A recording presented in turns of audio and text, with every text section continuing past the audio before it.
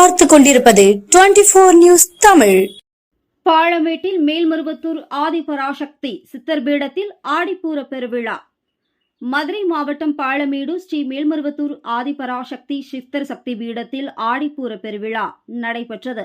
ஞாயிற்றுக்கிழமையன்று அதிகாலை 4 மணியளவில் சக்தி கொடியேற்றி சிறப்பு பூஜைகள் நடைபெற்றது. அதனைத் தொடர்ந்து உலக நன்மை வேண்டியும் விவசாயம் செழிக்கவும் சக்தி பக்தர்கள் குடும்பத்திற்காகவும் கலச விளக்கு வேள்வி பூஜை நடைபெற்றது.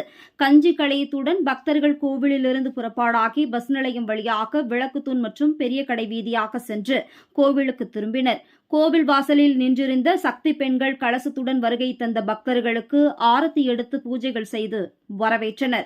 பின்னர் அம்மனுக்கு பாலாபிஷேகம் நடைபெற்றது.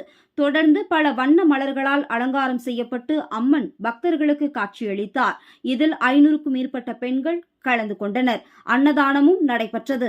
விழா ஏற்பாடுகளை மேல்மருவத்தூர் ஆதி பராசக்தி சித்தர் சக்தி பீட விழா குழுவினர் செய்திருந்தனர்.